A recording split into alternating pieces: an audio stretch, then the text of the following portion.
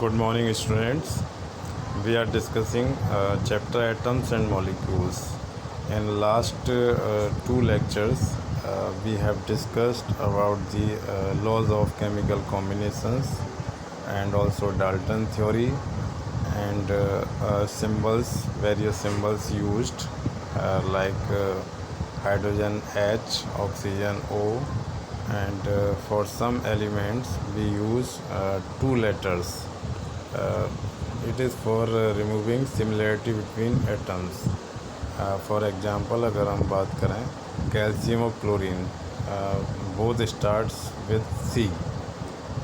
So removing confusion, we use second letter Ca, and in case which sounds clearly, so chlorine में L है ना, हमें L समझ में आता है तो we use Cl.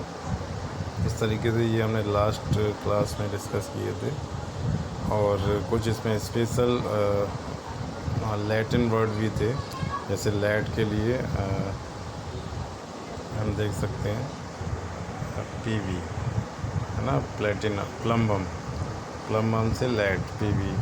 हाइड्राजिरम for mercury Hg. Iron for iron it is Fe. And gold, it is Au from aurum. And sodium, Na from natrium. Potassium K from कैलियम, है ना. इस तरीके से ये सिंबल्स हैं. और सिंबल बहुत इम्पोर्टेंट हैं क्योंकि पूरा हम नेम नहीं लिख सकते, और इससे हमें कुछ चीज़ें समझ में आती हैं. जैसे एक तो एलिमेंट कौन सा है वो हमारे समझ में आ जाएगा, और दूसरा ये सिंगल एटम को रिप्रेजेंट करता है ना. जैसे नीचे यहाँ पर दिया हुआ है N, तो N मीन्स नाइट्रोजन, है ना, और नाइट्रोजन का वन एटम है इसके अंदर. ठीक है, ये हमने लास्ट क्लास में यहाँ तक डिस्कस कर लिया था. अगर कोई यहाँ तक आपको डाउट है तो आप प्लीज़ मैसेज और राइट ऑन व्हाट्सएप और make call. Now we will discuss another important topic, that is atoms and molecules, है ना.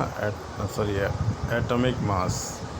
जब हम एटॉमिक मास की बात करते हैं तो एटम में देखिए क्या होता है. इस तरीके से ये हमारा एटम है ना. उसमें एक न्यूक्लियस होता है, दैट इज़ पॉजिटिव चार्ज, और उसके आउटसाइड ऑर्बिट्स होती हैं, है ना, दो, जिसमें कि इलेक्ट्रॉन्स हमारे मूव करते हैं, है ना. इस तरीके से कुछ क्लॉकवाइज होते हैं, कुछ एंटी क्लॉकवाइज. और जो न्यूक्लियस है वो जो कि पॉजिटिव चार्ज है, उसके अंदर भी टू पार्ट्स होते हैं, प्रोटॉन एंड न्यूट्रॉन. तो जो एटॉमिक मास है वो एक्चुअल में क्या है, it is the mass of protons and neutrons, है ना, क्योंकि इलेक्ट्रॉन्स का जो मास है दैट इज़ नेग्लिजिबल. अब इसको डिफ़ाइन कैसे करें, तो सबसे पहले सबसे छोटा एटम था हाइड्रोजन, है ना. उसको क्या किया, एज अ स्टैंडर्ड यूज किया गया, है ना. लेकिन बाद में डिसाइड हुआ कि कार्बन एक वर्सेटाइल एलिमेंट है और ऑर्गेनिक है ना, बहुत इम्पोर्टेंट है. तो इसके रिस्पेक्ट में सारे जो एलिमेंट्स हैं उनके एटॉमिक मास को डिफ़ाइन किया गया. पहले जो बेसिक यूनिट है ना, जिसको हम क्या बोलते हैं, AMU, एटॉमिक मास यूनिट, है ना, एटॉमिक मास यूनिट. इसको पहले डिसाइड किया गया, डिफ़ाइन किया गया, सॉरी. इसको बोला गया कि one atomic mass unit will be 1/12 of the mass of carbon 12. तो कार्बन के अंदर एक्चुअल में क्या है, उसका जो मास है दैट इज़ 12 यूनिट. अगर उसका हम 1/12 कर दें तो that will be the mass, that will be the unit of the atomic mass, and that is called AMU. Nowadays it is replaced by unified mass, and it is represented by mu, है ना. इसको हम mu से represent करते हैं इस तरीके से. यू नहीं है ये क्या है, म्यू, है ना. ये लैटिन वर्ड है, एक लैंग्वेज है ग्रीक, कंट्री की, है ना, उसका ही हम यहाँ पर यूज करते हैं। तो यहाँ से AMU हमारा आ गया, it is the 1 atomic mass unit. 1 atomic mass unit is a mass unit equal to exactly 1/12 of the mass of 1 carbon 12। अगर कार्बन का जो 12 ग्राम है उसका 1/12 कर दें, then it will be equal to the mass of 1 unit. इसमें एक और क्वेश्चन बनता है कि हमारे पास अगर 1 मोल सब्सटेंस है ना, 1 मोल, तो 1 मोल का जो मास होगा, है ना, उसको हम कैसे कैलकुलेट करेंगे। 1 मोल का मास कैलकुलेट करने के लिए हमें क्या करना पड़ेगा, 1 यूनिट को मल्टीप्लाई करना पड़ेगा नंबर ऑफ पार्टिकल से, है ना। दैट विल बी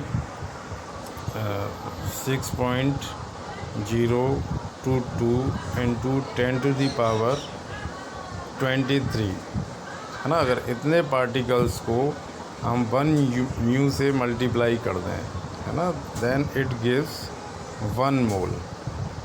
तो 1 मोल हमारा क्या है, it is the unit of mass, जो कि केमिस्ट्री में यूज किया जाता है। जैसे 1 डोजन का मतलब क्या होता है, 1 डोजन, है ना, वो कोरिलेट करता है किसी भी चीज़ की क्वांटिटी को, है ना, उसके नंबर्स के साथ, यानी 12 इक्वल टू 1 डोजन। उसी तरीके से 6.022 इंटू 10⁻23 इतने पार्टिकल्स हैं किसी भी सब्सटेंस के, then it will be equal to the 1 mole. ठीक है, अभी इसके बारे में भी हम बात करेंगे। एक यहाँ पर ये टॉपिक है कि हाउ डू एटम्स एग्जिस्ट। तो देखिए, एटम्स हमारे 2 टाइप्स के होते हैं, एक वो जो कि रिएक्टिव होते हैं, एक वो जो इनर्ट होते हैं, है ना। तो कुछ जो इनर्ट हमारी गैसेस हैं, हीलियम, नियॉन, आर्गन, क्रिप्टॉन, ये फ्री फॉर्म में मिलते हैं, है ना, ये रिएक्ट नहीं करते। लेकिन कुछ एलिमेंट्स ऐसे हैं जो कि बहुत ज़्यादा रिएक्टिव होते हैं और वो एक दूसरे से सेम एलिमेंट्स या डिफरेंट टाइप्स के एलिमेंट्स कंबाइन हो जाते हैं और मॉलिक्यूल्स बनाते हैं।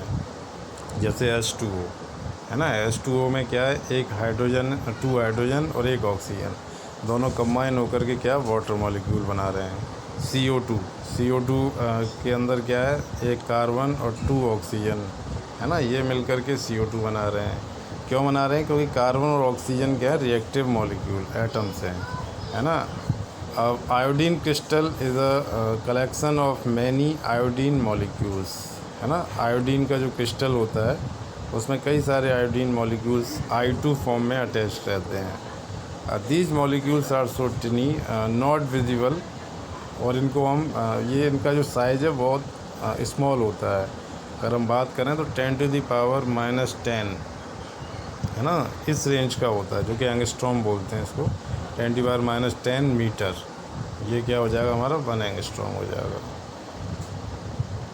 सिमिलरली सोडियम क्लोराइड, है ना, सोडियम क्लोराइड में भी क्या है, देखिए, एक सोडियम जो है ना, वो 6 क्लोरीन के थ्रू सराउंडेड रहता है ना, and vice versa means 1 chlorine वो भी हमारा 6 सोडियम्स के थ्रू सराउंडेड रहता है। इस तरीके से उनका एक रेशो होता है 1:1, उसको हम क्या बोलते हैं, फार्मूला, मतलब that is the formula of sodium chloride. और जो आयनिक क्रिस्टल हैं उनका मास भी उसी के बेसिस पे निकालते हैं, फार्मूला मास होता है, that is not exact mass, that is calculated on the basis of ratio of cation and anion.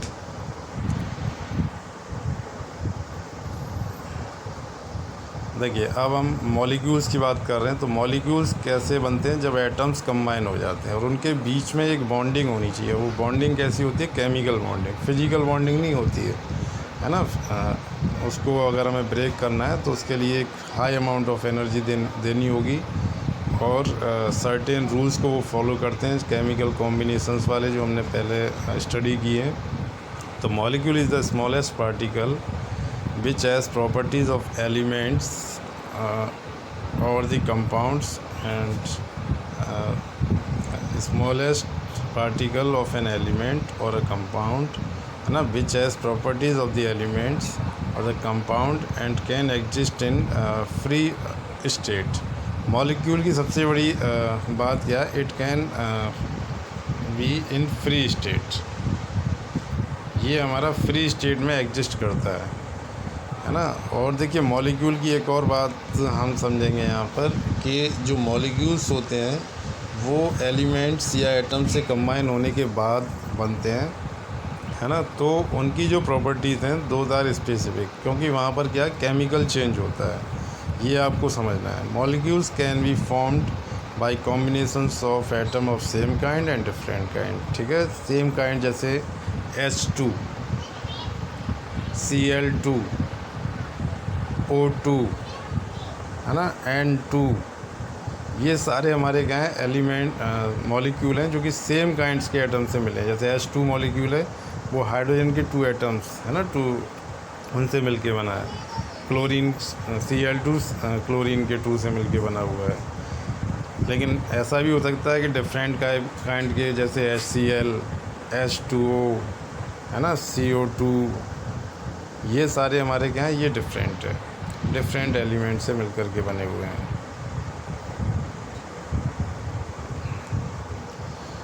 अच्छा, इसके बाद हम बात करते हैं आपसे मॉलिक्यूल्स ऑफ एलिमेंट्स हो गया जो कि सेम काइंड्स के। अच्छा, एक टर्म आता है कभी कभी 1 मार्क्स क्वेश्चन में आपसे पूछ लिया जाता है, what do you understand by atomicity. तो एटॉमिसिटी का मीनिंग है कि कोई हमारा मॉलिक्यूल है उसके अंदर एटम्स कितने हैं। तो देखिए हीलियम, नियॉन, आर्गन, ये हमारी नोबल गैसेस होती हैं, है ना, जो कि किसी से रिएक्ट नहीं करती, सिंगल रहती हैं, मोनोएटमिक होती हैं।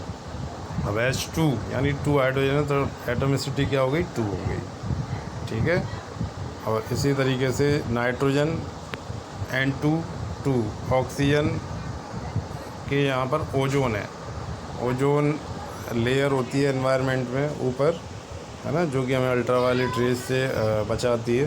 तो ये टेस्ट ट्राई एटॉमिक। फॉस्फोरस हमें P4 में मिलता है तो टेट्रा एटॉमिक हो गया। Sulphur acid.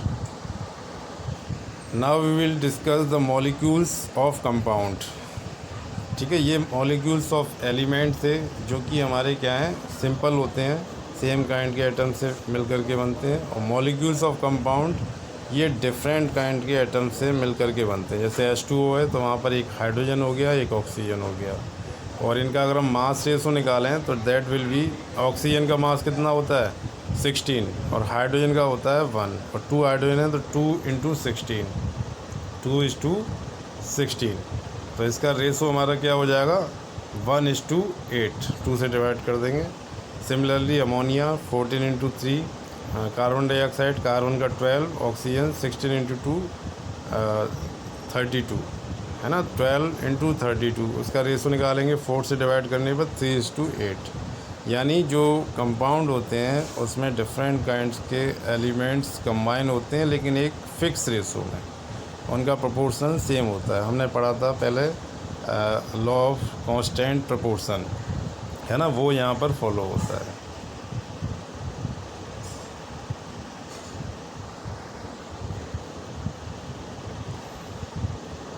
अब देखिए एक और यहाँ पर कॉन्सेप्ट है that is very very important, ions and radicals, ठीक है। अगर कोई भी हमारा एटम है उससे हम एक इलेक्ट्रॉन या तो निकाल दें या उसमें एक इलेक्ट्रॉन ऐड कर दें, तो उसके बाद जो स्पीसीज बनती है उस पर एक चार्ज आ जाता है ना, उस चार्ज स्पीसीज को हम क्या बोलते हैं, आयन, ठीक है, या उसी को हम रेडिकल भी बोलते हैं।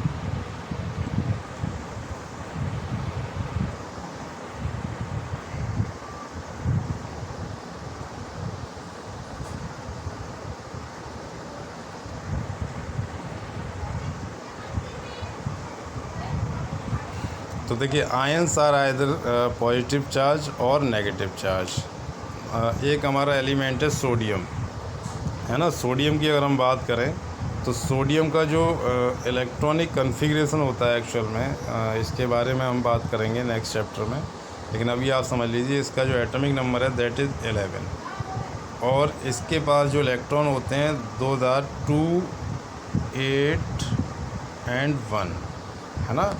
तो ये क्या करता है कि अपना जो कॉन्फ़िगरेशन है ना, वो नोबल गैस की तरीके से रखना चाहता है, क्योंकि नोबल गैस इनर्ट होती हैं, वो किसी से रिएक्ट नहीं करती। तो ये भी चाहता है कि इसका भी कॉन्फ़िगरेशन क्या हो जाए, 2-8 हो जाए, है ना। तो 2-8 करने के लिए क्या करता है, 1 इलेक्ट्रॉन को रिलीज़ कर देता है, ठीक है।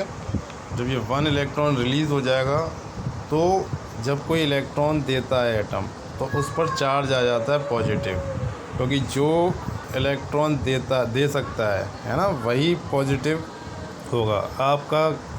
आप किसी की हेल्प करते हो तो आपका जो माइंड है कैसा हो जाएगा, पॉजिटिव हो जाएगा। लेकिन अगर आप किसी से पैसे ले लेते हैं, है ना, तो आप नेगेटिव थॉट्स में चले जाएंगे कि उसका हमें जो मनी है वो क्या है, उसको वापस करना है ना। तो वही है यहाँ पर, अगर इलेक्ट्रॉन कोई देता है तो पॉजिटिव आयन बनाएगा, है ना। और देखिए यहाँ पर सोडियम के पास प्रोटॉन 11 है और इलेक्ट्रॉन भी 11 है, लेकिन जब इसने एक इलेक्ट्रॉन रिमूव कर दिया तो प्रोटॉन तो सेम रहेंगे। प्रोटॉन सेम क्यों रहेंगे, क्योंकि प्रोटॉन हमारे कहाँ होते हैं, न्यूक्लियस में होते हैं, है ना। और केमिकल चेंज में न्यूक्लियस में कोई चेंज नहीं होता, केवल जो बाहर इलेक्ट्रॉन्स होते हैं, है ना, ये वाले इलेक्ट्रॉन्स, ये ही इसमें क्या होते हैं, आउट होते हैं। तो एक इलेक्ट्रॉन बाहर से यहाँ से चला गया, तो यहाँ 11 से 10 हो गए, और जब चला गया तो उस पर चार्ज कैसा हो गया, पॉजिटिव, ठीक है। ये इस तरीके से हमारे आयंस बनते हैं। एक सोडियम आयन हमने यहाँ पर सीखा कैसे बनते हैं। अब एक केस ये भी हो सकता है कि वो इलेक्ट्रॉन को एक्सेप्ट करता है ना, जैसे क्लोरीन है, तो क्लोरीन के पास इलेक्ट्रॉन कितने हैं, 17, और ये एक इलेक्ट्रॉन एक्सेप्ट करता है, तो इलेक्ट्रॉन कितने हो गए, 18 हो गए, है ना। ये 18 क्यों करता है, देखिए इसका जो कॉन्फ़िगरेशन है दैट इज़ 2, 8, 7, ठीक है। तो ये क्या चाहता है कि एक इलेक्ट्रॉन इसमें ऐड अप हो जाए। जैसे ही एक इलेक्ट्रॉन ऐड अप हो जाएगा तो इसका कॉन्फ़िगरेशन क्या हो जाएगा, 2, 8, 8, और ये जो कॉन्फ़िगरेशन है ये क्या है, ये नियरेस्ट नोबल गैस आर्गन उसके जैसा है, वो किसी से रिएक्ट नहीं करता, है ना। तो हर एटम ये चाहता है कि वो स्टेबल हो जाए, और स्टेबल होने के लिए या तो वो इलेक्ट्रॉन एक्सेप्ट करता है या इलेक्ट्रॉन डोनेट करता है, ठीक है। फर्स्ट केस में हमने देखा कि उसने एक इलेक्ट्रॉन डोनेट किया, जिससे उसका कॉन्फ़िगरेशन 8 इलेक्ट्रॉन हो गया आउटरमोस्ट सेल में, है ना। और यहाँ पर उसने एक इलेक्ट्रॉन एक्सेप्ट किया, तब उसका 8 हो गया, ठीक है। इस तरीके से हमारे पॉजिटिव और नेगेटिव आयंस बनते हैं। अब चार्ज हमारा क्या बताता है, तो चार्ज ये बताता है कि उसकी वैलेंसी क्या है ना। जैसे Na+, तो इसकी वैलेंसी कितनी है, 1, यानी ये एक इलेक्ट्रॉन दे सकता है। Cl-, इसकी माइनस का मीनिंग है कि ये एक इलेक्ट्रॉन ले सकता है ना, इसने एक इलेक्ट्रॉन लिया है किसी से, जबकि इसका मीनिंग क्या है, इसने एक इलेक्ट्रॉन किसी को दिया है। पॉजिटिव का मीनिंग है देना और नेगेटिव का मीनिंग है लेना, ठीक है। Mg2+, इसका मीनिंग क्या है कि इसकी जो वैलेंसी 2 है और ये 2 इलेक्ट्रॉन दे सकता है, ठीक है। सल्फेट 2 नेगेटिव, ये लेने वाला है।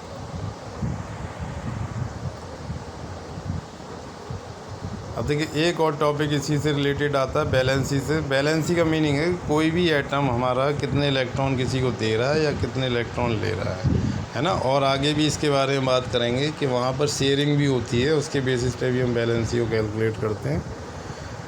कुछ एलिमेंट ऐसे हैं जिनकी फ़िक्स वैलेंसी नहीं होती है ना। ये जनरली हमारे क्या हैं, ट्रांजिशन एलिमेंट्स हैं। दीज आर ट्रांजिशन एलिमेंट्स, है ना, क्योंकि ये वेरिएबल वैलेंसी शो करते हैं कि कभी ज़रूरत पड़ी तो 1 इलेक्ट्रॉन इन्होंने दे दिया, और कभी ज़रूरत पड़ा तो 2 इलेक्ट्रॉन भी दे सकते हैं, है ना। तो ये वेरिएबल वैलेंसी शो करते हैं, मतलब फ़िक्स नहीं है। और जो कुछ एलिमेंट्स हैं उनकी फ़िक्स होती है, जैसे कॉपर 1 और 2, सिल्वर 1 और 2, और गोल्ड 1 और 3, आयरन 2 और 3, है ना। इस तरीके से इलेक्ट्रॉन्स को क्या करते हैं, डोनेट कर सकते हैं, ठीक है। ये हमारी आज की डिस्कशन का पार्ट था। इसमें हमने वैलेंसी के बारे में जाना। वैलेंसी क्या होता है, किसी भी एटम्स के थ्रू इलेक्ट्रॉन का एक्सचेंज, है ना, या उसके आउटर मोस्ट जो सेल है उसमें कितने इलेक्ट्रॉन्स हैं। दोनों ही तरीके से हम इसको डिफ़ाइन करते हैं। सेकंड हमने बात की आयंस एंड रेडिकल्स की। आयंस 2 टाइप्स के होते हैं, या तो पॉजिटिव या नेगेटिव। जो इलेक्ट्रॉन दे देगा वो पॉजिटिव आयंस में कन्वर्ट हो जाएगा, और जो एक्सेप्ट करेगा वो नेगेटिव। इसके अलावा हमने मॉलिक्यूल्स के बारे में पढ़ा है ना। मॉलिक्यूल्स हमारे 2 टाइप्स के होते हैं। एक